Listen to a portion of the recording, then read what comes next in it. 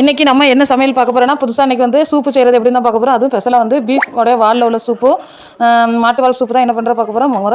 வால் பக்கத்தை அழகாக கழுவி க்ளீன் பண்ணி வச்சாச்சு. அதுக்கு சூப்புக்கு தேவையான சின்ன உள்ளி, கொஞ்சமாக தக்காளி, பச்சை மிளகா, மல்லி புதினா எல்லாம் ரெடி பண்ணி வச்சுருக்கு. கொஞ்சமாக தேங்காய் எண்ணெய் சேர்த்துக்கலாம். நிறைய எண்ணெய் தேவையில்லை சூப்புக்கு. அந்த ஸ்பைசஸ் எல்லாமே கொஞ்சமாக வதங்குறதுக்கு தான். ஏலக்காய், பட்டை, கருவேப்பிலாம் ஒவ்வொன்றும் போட்டால் போதும் வாசனைக்கு. போட்டுக்கிட்டு அதுக்கப்புறம் மல்லி புதினா வெட்டி வச்சு சின்ன உள்ளி தான் ஸ்பெஷல். சின்ன உள்ளி தான் நிறைய போடணும். சூப்புக்கு சின்ன உள்ளி போட்டால் தான் நல்லாயிருக்கும். அதுக்கப்புறம் வெட்டி வச்சு நம்ம தக்காளி, நிறைய தக்காளி போடக்கூடாது, புளிப்பாக இருக்கும். ஒரு 1/4 துண்டு தக்காளி தான் நான் போட்டிருக்கேன். ஒரு கையளவு ஊற வச்சு பச்சை பட்டாணி எல்லாமே போட்டு நல்லா நம்ம வதக்கிக்கிடலாம்.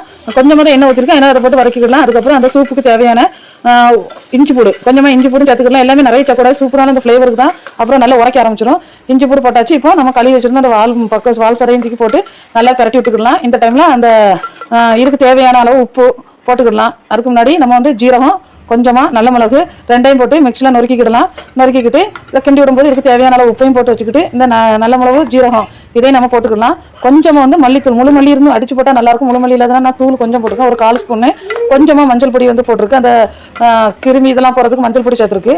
சேர்த்து உப்பையும் போட்டு நல்லா கிளறி விட்டு தேவையான அளவு தண்ணி, எவ்வளோ தண்ணி வேணும்னு இன்றைக்கி நான் ஒரு 5-6 கப்பு தண்ணி வந்து சேர்த்துருக்கேன். சேர்த்து 4-5 விசில் நல்லா போட்டு சிம்மில் போட்டு நல்லா போட்டிங்கன்னா நல்லா வெந்துடும். அழகாக தண்ணியில் வச்சு நல்லா வெந்துடும். இந்த ஸ்டேஜில் நம்ம நைட்டு குடிச்சிட்டு படுக்கலாம். இல்லைனா விடிய காலையில் எழுந்துச்சுமே நம்ம குடிச்சிட்டு இருக்கலாம். நல்ல உடம்புக்கு நல்ல சத்து. இந்த மாட்டுவால் சூப்பு, முதுகுவலியெல்லாம் கேட்கும்.